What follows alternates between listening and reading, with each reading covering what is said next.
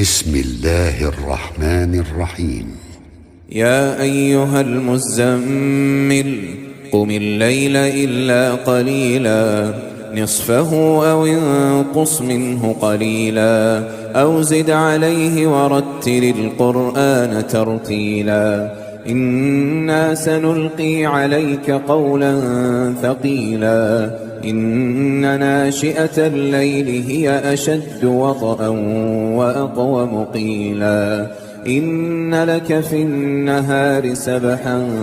طويلا واذكر اسم ربك وتبتل إليه تبتيلا رب المشرق والمغرب لا إله إلا هو فاتخذه وكيلا واصبر على ما يقولون واهجرهم هجرا جميلا وذرني والمكذبين أولي النعمة ومهلهم قليلا إن لدينا أنكالا وجحيما وطعاما ذا غصة وعذابا أليما يوم ترجف الأرض والجبال وكانت الجبال كثيبا مهيلا إنا أرسلنا إليكم رسولا شاهدا عليكم كما أرسلنا إلى فرعون رسولا فعصى فرعون الرسول فأخذناه أخذا وبيلا فكيف تتقون إن كفرتم يوما يجعل الولدان شيبا السماء منفطر به كان وعده مفعولا إن هذه تذكرة فمن شاء اتخذ إلى ربه سبيلا إن ربك يعلم أنك تقوم أدنى من ثلثي الليل ونصفه وثلثه وطائفة من الذين معك والله يقدر الليل والنهار علم أن لن تحصوه فتاب عليكم فاقرؤوا ما تيسر من القرآن علم أن سيكون منكم مرضى وآخرون يضربون في الأرض يبتغون من فضل الله وآخرون يقاتلون في سبيل الله فاقرؤوا ما تيسر منه وأقيموا الصلاة وآتوا الزكاة وأقرضوا الله قرضا حسنا وما تقدموا لأنفسكم من خير تجدوه عند الله هو خيرا وأعظم أجرا واستغفروا الله إن الله غفور رحيم.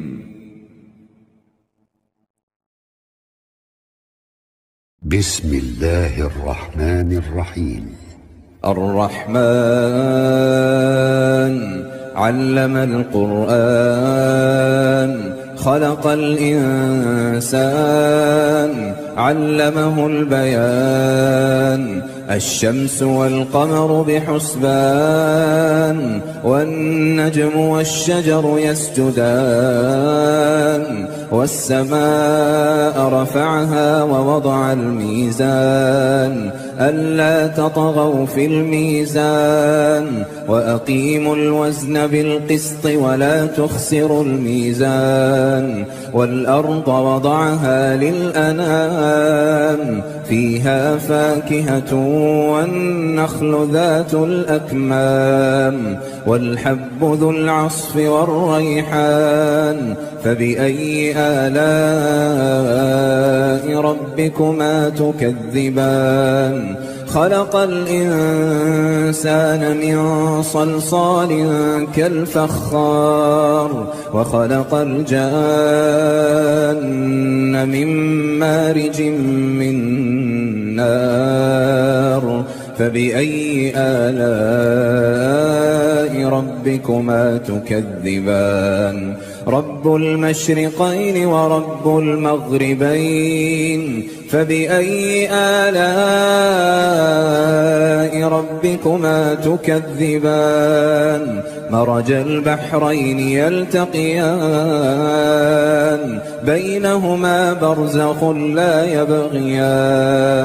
بينهما برزخ لا يبغيان فبأي آلاء ربكما تكذبان يخرج منهما اللؤلؤ والمرجان فبأي آلاء ربكما تكذبان وله الجوار المنشآت في البحر كالأعلام فبأي آلاء ربكما تكذبان كل من عليها فان ويبقى وجه ربك ذو الجلال والإكرام فبأي آلاء ربكما تكذبان يسأله من في السماوات والأرض كل يوم هو في شأن فبأي آلاء ربكما تكذبان سنفرغ لكم أيها الثقلان فبأي آلاء ربكما تكذبان يا معشر الجن والإنس إن استطعتم أن تنفذوا من أقطار السماوات والأرض فانفذوا لا تنفذون إلا بسلطان فبأي آلاء ربكما تكذبان يرسل عليكما شواظ من نار ونحاس فلا تنتصران فبأي آلاء ربكما تكذبان فإذا انشقت السماء فكانت وردة كالدهان فبأي آلاء ربكما تكذبان فيومئذ لا يسأل عن ذنبه إنس ولا جان فبأي آلاء ربكما تكذبان يعرف المجرمون بسيماهم فيؤخذ بالنواصي والأقدام فبأي آلاء ربكما تكذبان هذه جهنم التي يكذب بها المجرمون يطوفون بينها وبين حميم آن فبأي آلاء ربكما تكذبان ولمن خاف مقام ربه جنتان فبأي آلاء ربكما تكذبان ذواتا أفنان فبأي آلاء ربكما تكذبان فيهما عينان تجريان فبأي آلاء ربكما تكذبان فيهما من كل فاكهة زوجان فبأي آلاء ربكما تكذبان متكئين على فرش بطائنها من استبرق وجنى الجنتين دان فبأي آلاء ربكما تكذبان فيهن قاصرات الطرف لم يطمثهن إنس قبلهم ولا جان فبأي آلاء ربكما تكذبان كأنهن الياقوت والمرجان فبأي آلاء ربكما تكذبان هل جزاء الإحسان إلا الإحسان فبأي آلاء ربكما تكذبان ومن دونهما جنتان فبأي آلاء ربكما تكذبان مدهامتان فبأي آلاء ربكما تكذبان فيهما عينان نضاختان فبأي آلاء ربكما تكذبان فيهما فاكهة ونخل ورمان فبأي آلاء ربكما تكذبان فيهن خيرات حسان فبأي آلاء ربكما تكذبان حور مقصورات في الخيام فبأي آلاء ربكما تكذبان لم يطمثهن إنس قبلهم ولا جان فبأي آلاء ربكما تكذبان متكئين على رفرف خضر وعبقري حسان فبأي آلاء ربكما تكذبان تبارك اسم ربك ذي الجلال والإكرام.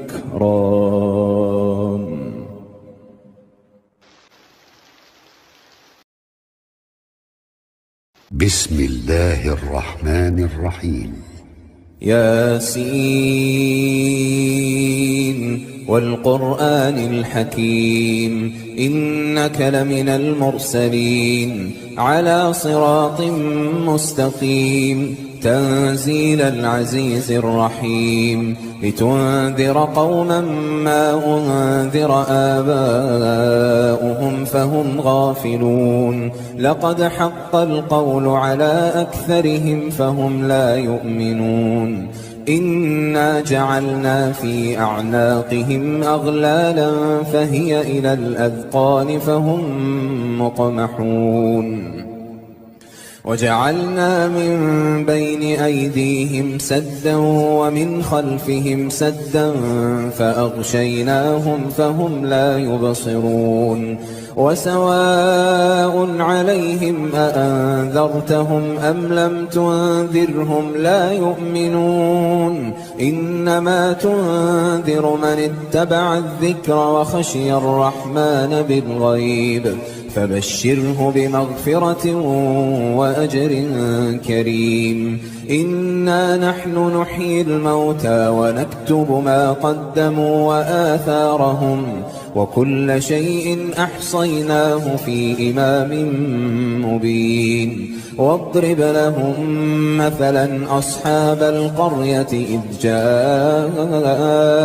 المرسلون إذ أرسلنا إليهم اثنين فكذبوهما فعززنا بثالث فقالوا إنا إليكم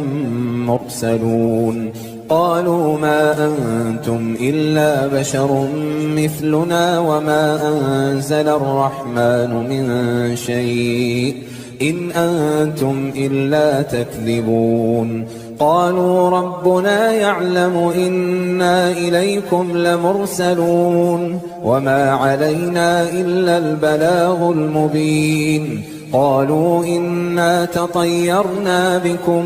لئن لم تنتهوا لنرجمنكم وليمسنكم منا عذاب أليم قالوا طائركم معكم أئن ذكرتم بل أنتم قوم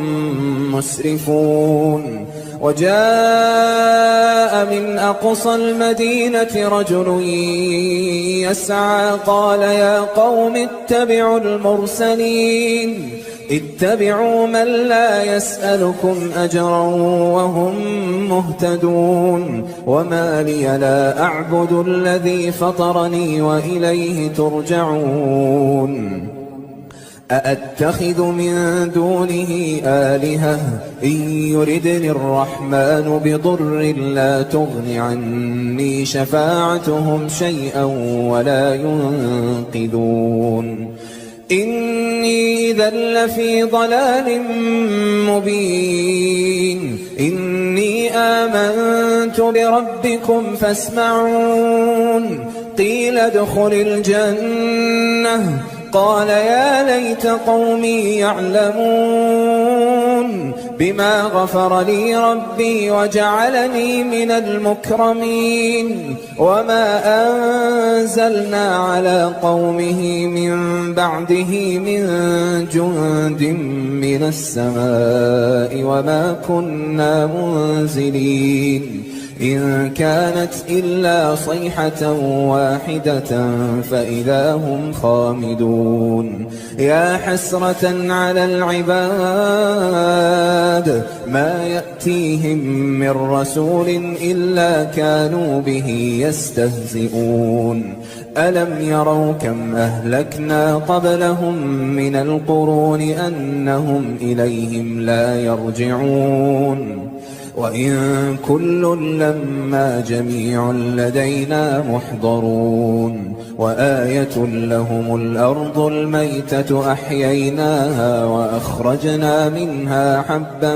فمنه يأكلون وجعلنا فيها جنات من نخيل وأعناب وفجرنا فيها من العيون ليأكلوا من ثمره وما عملته أيديهم أفلا يشكرون سبحان الذي خلق الأزواج كلها مما تنبت الأرض ومن أنفسهم ومما لا يعلمون وآية لهم الليل نسلخ منه النهار فإذا هم مظلمون والشمس تجري لمستقر لها ذلك تقدير العزيز العليم والقمر قدرناه منازل حتى عاد كالعرجون القديم لا الشمس ينبغي لها أن تدرك القمر ولا الليل سابق النهار وكل في فلك يسبحون وآية لهم أنا حملنا ذريتهم في الفلك المشحون وخلقنا لهم من مثله ما يركبون وإن نشأ نغرقهم فلا صريخ لهم ولا هم ينقذون إلا رحمة منا ومتاعا إلى حين وإذا قيل لهم اتقوا ما بين أيديكم وما خلفكم لعلكم ترحمون وما تأتيهم من آية من آيات ربهم إلا كانوا عنها معرضين وإذا قيل لهم أنفقوا مما رزقكم الله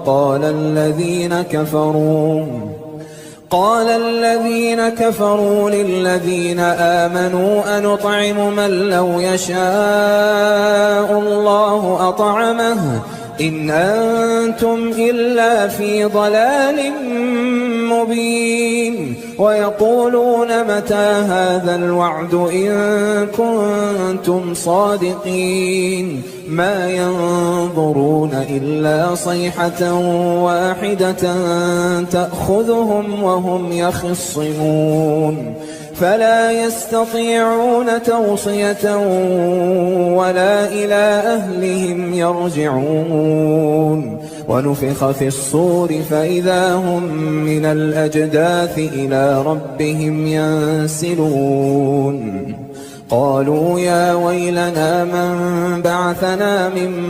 مرقدنا هذا ما وعد الرحمن وصدق المرسلون إن كانت إلا صيحة واحدة فإذا هم جميع لدينا محضرون فاليوم لا تظلم نفس شيئا ولا تجزون إلا ما كنتم تعملون إن أصحاب الجنة اليوم في شغل فاكهون هم وأزواجهم في ظلال على الأرائك متكئون لهم فيها فاكهة ولهم ما يدعون سلام قولا من رب رحيم وامتازوا اليوم أيها المجرمون ألم أعهد إليكم يا بني آدم ألا تعبدوا الشيطان إنه لكم عدو مبين وأن اعبدوني هذا صراط مستقيم ولقد أضل منكم جبلا كثيرا أفلم تكونوا تعقلون هذه جهنم التي كنتم توعدون اصلوها اليوم بما كنتم تكفرون اليوم نختم على أفواههم وتكلمنا أيديهم وتشهد أرجلهم بما كانوا يكسبون ولو نشاء لطمسنا على أعينهم فاستبقوا الصراط فأنى يبصرون ولو نشاء لمسخناهم على مكانتهم فما استطاعوا مضيا ولا يرجعون ومن نعمره ننكسه في الخلق أفلا يعقلون وما علمناه الشعر وما ينبغي له إن هو إلا ذكر وقرآن مبين لينذر من كان حيا ويحق القول على الكافرين أولم يروا أنا خلقنا لهم مما عملت أيدينا أنعاما فهم لها مالكون وذللناها لهم فمنها ركوبهم ومنها يأكلون ولهم فيها منافع ومشارب أفلا يشكرون واتخذوا من دون الله آلهة لعلهم ينصرون لا يستطيعون نصرهم وهم لهم جند محضرون فلا يحزنك قولهم إنا نعلم ما يسرون وما يعلنون أولم ير الإنسان أنا خلقناه من نطفة فإذا هو خصيم مبين وضرب لنا مثلا ونسي خلقه قال من يحيي العظام وهي رميم قل يحييها الذي أنشأها أول مرة وهو بكل خلق عليم الذي جعل لكم من الشجر الأخضر نارا فإذا أنتم منه توقدون أوليس الذي خلق السماوات والأرض بقادر على أن يخلق مثلهم بلى وهو الخلاق العليم إنما أمره إذا أراد شيئا أن يقول له كن فيكون فسبحان الذي بيده ملكوت كل شيء وإليه ترجعون